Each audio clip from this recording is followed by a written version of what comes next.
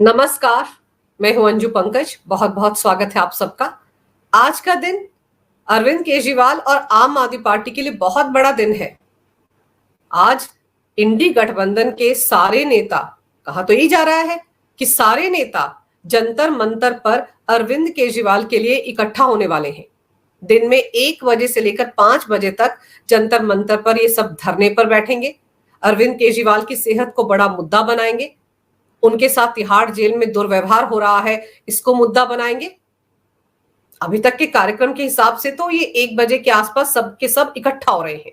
आपको याद होगा पिछले हफ्ते इंडी गठबंधन की एक बैठक में राघव चड्ढा गए थे, संजय सिंह गए थे। वहां जाकर ये जमकर रोए धोए थे, गिड़गिड़ाए थे, गुहार लगाई थी इंडी गठबंधन के नेताओं के सामने कि अरविंद केजरीवाल के बारे में एक शब्द ही बोल दीजिए।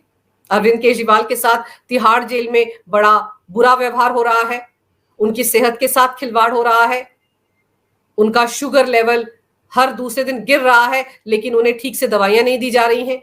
यहां तक आरोप लगाए थे कि बीजेपी तो तिहाड़ जेल में अरविंद केजरीवाल को मारना चाहती है, नींद में उनका शुगर लेवल गिर रहा है। संजय सिंह ने यह भी कहा था, और ऐसे में वो कोमा में जा सकते हैं, उनको ब्रेन स्ट्रोक हो सकता है। ये सारी बातें इन दोनों नेताओं ने इंडी गठबंधन के नेताओं के सामने रखी थी और गुहार लगाई थी कि एक बार कोई भी नेता जाकर तिहाड़ जेल में अरविंद केजरीवाल से मुलाकात कर ले, ताकि पूरे देश में ये मैसेज चला जाए कि पूरा का पूरा विपक्ष, पूरा का पूरा इंडी गठबंधन अरविंद केजरीवाल के साथ है। और उसके 2 दिन बाद संजय सिंह ने ऐलान किया था, बाकायदा एक प्रेस कॉन्फ्रेंस करके, कि 30 जुलाई को पूरे के पूरे इंडी गठबंधन के नेता अरविंद केजरीवाल के समर्थन में जंतर मंतर पर इकट्ठा होने जा रहे हैं, एक धरना देने जा रहे हैं। और आज 30 जुलाई है, आज 1 बजे के आसपास ही इकट्ठा होने वाले हैं। और सबसे अहम बात यह है कि एक तरफ आप देखिए राजेंद्र नगर में किस तरह का दर्दनाक हादसा हुआ है। वहां पर सीवेज की सफाई नहीं की गई, नाली की सफाई नहीं की गई समय रहते, और पूरा का पूरा ठीक रहा। आम आदमी पार्टी अधिकारियों पर फोड़ने में लगी हुई है, बीजेपी पर फोड़ने में लगी हुई है, लेकिन अपने गिरेबान में नहीं झांक रहे हैं आम आदमी पार्टी के नेता। पिछले 2 दिन से हंगामा बरपा हुआ है राजेंद्र नगर में, लेकिन आम आदमी पार्टी का एक भी नेता वहां जाने की हिम्मत नहीं जुटा पाया। आतिशी मार लेना संजय सिंह अरविंद केजरीवाल की सेहत पर लंबे लंबे प्रेस कॉन्फ्रेंस करते हैं, लेकिन दोनों में से एक भी नेता वहां नहीं गया। सौरभ भारद्वाज वहां नहीं गए, दुर्गेश पाठक जो राजेंद्र नगर के विधायक हैं, जो जिस जगह पर हादसा हुआ है वहां से कुछ कदम की दूरी पर रहते हैं, उनके बारे में तो कहा जाता है कि वो यूपीएससी की तैयारी करने के लिए ही राजेंद्र नगर आए थे, लेकिन बाद में वो नेता बन गए। वो भी घटनास्थल पर नहीं गए। एमसीडी को बाकायदा चिट्ठी लिखी गई थी 15 जून को कि यहां पर सीवेज में दिक्कत है, नाला कहीं फंसा हुआ है, कृपया करके उसकी सफाई करवा दीजिए, पानी जमा हो रहा है, लेकिन किसी ने नहीं सुनी। और अब एकाएक करके सोमवार को एमसीडी ने भी जूनियर इंजीनियर को निकाल दिया, कुछ अधिकारियों पर गाज गिरा दी, बुलडोजर लेकर वहां पर पहुंच गए। अब क्यों पहुंचे? जब हादसा हो गया उसके बाद सबको होश आया, उससे पहले सब कहां सोए हुए थे? तो समझने वाली बात यह है कि आम आदमी पार्टी के नेताओं को सिर्फ और सिर्फ भ्रष्टाचार के आरोपों में तिहाड़ जेल में बंद सीएम अरविंद केजरीवाल की चिंता है।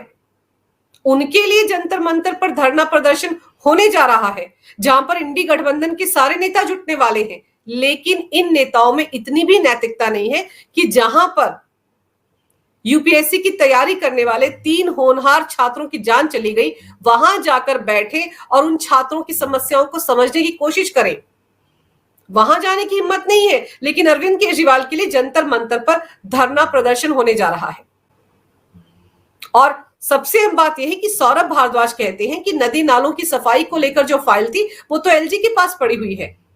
मैं तो अधिकारियों से कहता हूं कि जाइए वहां पर देखिए हालात क्या है, चलिए मेरे साथ, लेकिन अधिकारी जाने को तैयार नहीं है क्योंकि अधिकारी मेरी सुनते ही नहीं है। ये सौरभ भारद्वाज कह रहे हैं। तो भाई अगर अधिकारी आपकी सुन ही नहीं रहे तो आप किस बात के मंत्री? फिर तो आपको तुरंत अपनी सरकार को गिरा देना चाहिए, क्योंकि एक मंत्री की बात अगर अधिकारी ना सुने, एमसीडी के पार्षद ना सुने, एमसीडी की मेयर ना सुने, तो फिर वो किस बात का मंत्री? सरकार आम आदमी पार्टी की है दिल्ली में, एमसीडी पर आम आदमी पार्टी का कब्जा है, दिल्ली जल बोर्ड पर आम आदमी पार्टी का कब्जा है, तो फिर नदी नालों की सफाई की जिम्मेदारी बीजेपी की हो गई, केंद्र सरकार की हो गई, एलजी की हो गई। आम आदमी पार्टी की यह फितरत है कि जब वो चौतरफा फंस जाते हैं तो वो दूसरों पर आरोप डाल देते हैं। सिर्फ आरोप की राजनीति करती है आम आदमी पार्टी, और आज की तारीख में भी यही हो रहा है। राजेंद्र नगर जाने की हिम्मत किसी में नहीं है। राजेंद्र नगर के हालात पर एक बार भी किसी ने कोई प्रेस कॉन्फ्रेंस नहीं की। वो बात अलग है कि राज्यसभा में संजय सिंह गरज गरज कर बोल रहे थे कि हमारी सरकार के तो हाथ पांव बांध दिए गए हैं और पानी में डूबने के लिए छोड़ दिया है। अरे भाई, आपकी सरकार के अगर हाथ पांव बांध दिए गए हैं तो फिर धरने पर बैठ जाइए ना। अगर अरविंद केजरीवाल की सेहत को लेकर आप धरने पर बैठ सकते हैं, इंडी गठबंधन के नेताओं को न्योता दे सकते हैं, तो फिर इस बात को लेकर भी धरने पर बैठ जाइए कि हमारी सरकार के हाथ पांव बांध दिए गए हैं, अधिकारी हमारी सुनते नहीं है। तो सरकार क्यों चला रहे हैं आप? एलजी के साथ खींचतान आपकी है, काम आप करना नहीं चाहते। डिसिल्टिंग का काम आपको करना चाहिए था, वो आपने नहीं किया। नदी नालों की सफाई आपने नहीं की। राजेंद्र नगर में जो सीवेज है उसकी सफाई आपने नहीं करवाई, समय रहते ही कदम नहीं उठाए। तो दोष किसका है? इसके लिए भी मोदी सरकार जिम्मेदार है। और फिर स्वाति मालीवाल, जो आम आदमी पार्टी की राज्यसभा सांसद है, वो पहले दिन घटनास्थल पर पहुंच गई थी। उनका सदन के अंदर दिया गया बयान देखिए। स्वाति मालीवाल ने अपनी ही सरकार को, यानी कि आम आदमी पार्टी सरकार को ही घेरा। उनका कहना था कि अगर 100 मीटर की सड़क भी बन जाती है तो उसका क्रेडिट लेने की आम आदमी पार्टी के नेताओं के बीच होड़ मच जाती है। अगर किसी जगह पर किसी मकान में एक ईंट भी लगाई जाती है तो एमसीडी के अधिकारी वहां पहुंचकर रिश्वत लेने में लग जाते हैं। लेकिन जब उसी सड़क पर बरसात में पानी इकट्ठा होने लगता है, कोई हादसा हो जाता है, तो एक भी नेता घटनास्थल पर नहीं पहुंचता है। यानी कि सीधे सीधे वो केजरीवाल सरकार को और एमसीडी, जो कि आम आदमी पार्टी के अंडर है, उस पर सवाल खड़े कर रही थी। वहीं दूसरी तरफ सोमवार को अरविंद केजरीवाल की दिक्कतें इसलिए भी बढ़ गई क्योंकि एक तरफ तो दिल्ली हाई कोर्ट में उनकी जमानत याचिका पर सुनवाई हो रही थी और दूसरी तरफ सीबीआई ने राउज एवेन्यू कोर्ट में उनके खिलाफ चार्जशीट दायर कर दी। और इस चार्जशीट में उनकी भूमिका को लेकर सीबीआई ने कई अहम खुलासे किए हैं। सीबीआई ने दिल्ली हाई कोर्ट में अरविंद केजरीवाल की जमानत का विरोध करते हुए ये कहा कि पिछले 1 महीने में उनको अरविंद केजरीवाल के खिलाफ बहुत पुख्ता सबूत मिले हैं और ये ऐसे पुख्ता सबूत हैं जो आम आदमी पार्टी के नेताओं ने ही सीबीआई को दिए हैं। अब आम आदमी पार्टी के अंदर तो इसको लेकर भी खलबली मच गई है कि आखिर कौन कौन से ऐसे नेता हैं जिन्होंने अरविंद केजरीवाल के खिलाफ सीबीआई को जानकारी दी। आपको याद होगा, ईडी ने भी गोवा में आम आदमी पार्टी के उन नेताओं से पूछताछ की थी, उनके बयान दर्ज किए थे जिन्हें विधानसभा चुनाव के दौरान आम आदमी पार्टी ने अपना उम्मीदवार बनाया था। उनमें से बहुत से नेताओं से सीबीआई ने भी पूछताछ की है और सीबीआई को ये जानकारी मिली है कि अरविंद केजरीवाल की तरफ से 90 लाख रुपए इन उम्मीदवारों को गोवा विधानसभा चुनाव के दौरान दिए जाने का ऐलान किया गया था। अरविंद केजरीवाल ने यहां तक कहा था कि पैसे की चिंता ना करें, बस चुनाव लड़ें। और इसको लेकर सीबीआई के पास सबूत भी हैं और बयान भी हैं। सीबीआई ने अपनी चार्जशीट में अरविंद केजरीवाल को पूरे शराब घोटाले का सूत्रधार बताया है। उनका कहना है कि शराब घोटाले के केंद्र में अरविंद केजरीवाल ही हैं, उनको सब कुछ पता था। अगर वो ये कहते हैं कि उन्होंने शराब पॉलिसी जो थी, जो एक्साइज पॉलिसी थी, आबकारी पॉलिसी थी, उस पर दस्तखत नहीं किए हैं तो वो सरासर झूठ बोल रहे हैं, क्योंकि सीबीआई के पास ऐसे सबूत हैं जो ये साफ दिखा रहे हैं कि अरविंद केजरीवाल ने आबकारी पॉलिसी पर दस्तखत किए थे। वो कैबिनेट के मुखिया थे और कैबिनेट के मुखिया होने के नाते सबसे पहले उन्होंने ही आबकारी पॉलिसी पर साइन किए थे। फिर उन्होंने कैबिनेट के दूसरे मंत्रियों से साइन करवाए थे, जिनमें कैलाश गहलोत है, सत्येंद्र जैन है, और उसके बाद उन्होंने एक ही दिन में वो फाइल अरविंद केजरीवाल को लौटा दी थी। यानी कि अरविंद केजरीवाल को शराब घोटाले के बारे में, आबकारी पॉलिसी में क्या क्या बदलाव किए गए, क्या क्या फायदा साउथ लॉबी को पहुंचाया जा रहा था, इसके बारे में सारी जानकारी थी। अब तक वो सिर्फ झूठ ही बोलते रहे हैं कि उन्होंने आबकारी पॉलिसी पर दस्तखत नहीं किए, लेकिन उन्होंने दस्तखत किए हैं।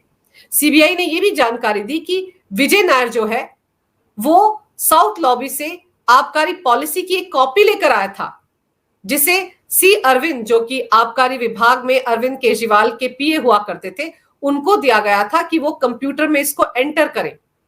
और सेक्शन 164 के तहत सी अरविंद ने बहुत पहले अदालत के सामने अपने बयान दर्ज करवाए थे, और अपने बयान में उन्होंने ही कहा था कि उनको नई आबकारी पॉलिसी का फाइनल ड्राफ्ट अरविंद केजरीवाल की मौजूदगी में उनके घर पर सिसोदिया ने सौंपा था। और वहां पर कैलाश गहलोत भी मौजूद थे, सत्येंद्र जैन भी मौजूद थे। तो ऐसे में इन सबको पता था आबकारी पॉलिसी में क्या बदलाव किए गए हैं।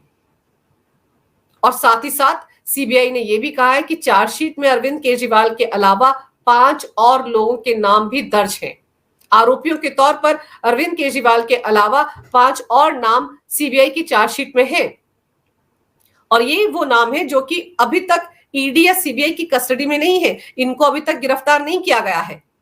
तो ऐसे में अब आम आदमी पार्टी के अंदर इस बात को लेकर भी खलबली मच गई है कि आखिर ये 5 नाम किनके हैं। क्या राघव चड्ढा का नाम है सीबीआई की चार्जशीट में? क्या आतिशी मार्लेना का नाम है? सौरभ भारद्वाज का नाम है? दुर्गेश पाठक का नाम है? या कैलाश गहलोत का नाम है? आखिर किसका नाम है? क्योंकि सौरभ भारद्वाज और आतिशी मार्लेना को लेकर तो ईडी के सामने अरविंद केजरीवाल ने खुद कहा था कि विजय नायर उनको रिपोर्ट करता था। लेकिन विजय नायर ने भी बहुत सारी जानकारियां ईडी और सीबीआई को दी हैं, क्योंकि विजय नायर को भी सबसे पहले सीबीआई ने ही गिरफ्तार किया था। मनीष सिसोदिया को भी सीबीआई ने गिरफ्तार किया था, अरविंद केजरीवाल को ईडी ने गिरफ्तार किया है। तो सीबीआई के पास बहुत सारे पुख्ता सबूत हैं जो अरविंद केजरीवाल के लिए नई मुसीबत बन सकते हैं। और फिर सीबीआई ने यह भी कहा कि जितने सबूत उनके पास थे उनके बारे में पूछताछ करने के लिए अरविंद केजरीवाल को कस्टडी में लेना बहुत जरूरी था। बिना कस्टडी में लिए पूछताछ नहीं हो सकती थी। और पिछले 1 महीने में उन्होंने बहुत ज्यादा इस मामले में तहकीकात की है, और 1 महीने में ही उन्होंने अरविंद केजरीवाल के खिलाफ अपनी चार्जशीट कोर्ट में दायर कर दी है। अब वो ट्रायल के लिए तैयार हैं। सीबीआई की दलीलों के बाद अरविंद केजरीवाल के वकील अभिषेक मनु सिंघवी ने भी दिल्ली हाई कोर्ट में अपनी दलीलें रखी। उसके बाद कोर्ट ने फैसला सुरक्षित रख लिया है और अरविंद केजरीवाल की जमानत पर आने वाले दिनों में दिल्ली हाई कोर्ट अपना फैसला सुनाएगा। इससे पहले ईडी के मामले में अरविंद केजरीवाल को सुप्रीम कोर्ट से अंतरिम जमानत मिल चुकी है। सिर्फ सीबीआई के मामले में उनका पेच फंसा हुआ था, और माना यही जा रहा है कि सीबीआई के मामले में तो जमानत मिलना आसान होता है, सिर्फ मनी लॉन्ड्रिंग के मामले में जमानत मिलना मुश्किल होता है। तो अरविंद केजरीवाल को ईडी के मामले में जमानत मिल गई है और सीबीआई के मामले में दिल्ली हाईकोर्ट से जमानत मिल जाएगी, उसके बाद वो बाहर आ जाएंगे। फिलहाल तो यही कहा जा रहा है आम आदमी पार्टी की तरफ से। और ये सारी जानकारियां जो सीबीआई ने दिल्ली हाईकोर्ट में दी है, ये सब जानने के बाद अरविंद केजरीवाल के भी होश उड़ गए हैं तिहाड़ जेल में, और आम आदमी पार्टी में भी खलबली मच गई है। बड़ा सवाल यही है कि आखिर अरविंद केजरीवाल इतने दिन तक जो कहते रहे कि उन्होंने तो शराब घोटाले की फाइल पर साइन ही नहीं किए, आबकारी पॉलिसी पर दस्तखत नहीं किए, वो झूठ पकड़ा गया है। और दूसरे 5 लोग कौन हैं, और वो लोग कौन है आम आदमी पार्टी की जिन्होंने सीबीआई को अरविंद केजरीवाल के खिलाफ पुख्ता सबूत मुहैया करवाए हैं। लेकिन इतने सारे पुख्ता सबूत जो ईडी और सीबीआई की चार्जशीट में अरविंद केजरीवाल के खिलाफ है, वो सारे सबूत ना आम आदमी पार्टी को नजर आते हैं, ना अरविंद केजरीवाल के वकील को नजर आते हैं, ना इंडी गठबंधन के नेताओं को नजर आते हैं। डर के मारे सारे नेता अरविंद केजरीवाल के आगे नतमस्तक हो गए हैं। एक तरह से कहा जा सकता है कि इंडी गठबंधन के नेताओं ने अरविंद केजरीवाल के सामने घुटने टेक दिए हैं। और घुटने टेकने की वजह क्या हो सकती है? वजह डर है, सीबीआई और ईडी का डर। इन सब नेताओं को लग रहा है कि अगर आज ये अरविंद केजरीवाल के साथ खड़े नहीं हुए तो इनका नंबर भी लगने वाला है। उस वक्त आम आदमी पार्टी भी इनके साथ खड़ी नजर नहीं आएगी। बहुत से नेता तो अभी भी मनी लॉन्ड्रिंग के मामले में जमानत पर चल रहे हैं, बड़े बड़े नेता। इसलिए देखना दिलचस्प होगा कि ये बड़े बड़े नेता जंतर मंतर पर पहुंचकर अरविंद केजरीवाल की शान में कैसे कसीदे पढ़ेंगे, क्या क्या भाषण देते हैं। जरा सोचिए, 2012-13 में यही अरविंद केजरीवाल इन नेताओं पर भ्रष्टाचार के आरोप लगाते थे, और आज यही नेता अरविंद केजरीवाल को बचाने की गुहार लगा रहे हैं, उनको जेल से बाहर निकालने की गुहार लगा रहे हैं। उनकी सेहत को लेकर चिंतित थे। लेकिन वहां से कुछ किलोमीटर की दूरी पर राजेंद्र नगर हादसे के बाद पिछले 3 दिन से धरने पर बैठे छात्रों का हालचाल जानने की फुर्सत इन नेताओं के पास नहीं है। ये इन नेताओं का दोगलापन है। ये उन नेताओं का दोगलापन है जो युवाओं के नाम पर वैसे तो रोज रोते गाते रहते हैं, लेकिन जहां पर देश का वो युवा धरने प्रदर्शन पर बैठा है जो कल बड़े बड़े ओहदों पर होगा, जो कल इस देश की व्यवस्था को सुधारने के लिए आईएएस, आईएफएस और आईपीएस बनेंगे, उनके पास जाकर उनका दुख दर्द जानने समझने की फुर्सत या हिम्मत इन नेताओं के पास नहीं है। अगर आपको ये वीडियो अच्छा लगे तो कृपया इसे लाइक करें, शेयर करें। अगर आप पहली बार मेरे चैनल पर आए हैं तो कृपया मेरे चैनल को सब्सक्राइब करना ना भूलें। मेरे चैनल को अपना पूरा समर्थन दें। ये वीडियो देखने के लिए बहुत बहुत धन्यवाद। नमस्कार। भारत माता की जय हो। वंदे मातरम और जय श्री राम।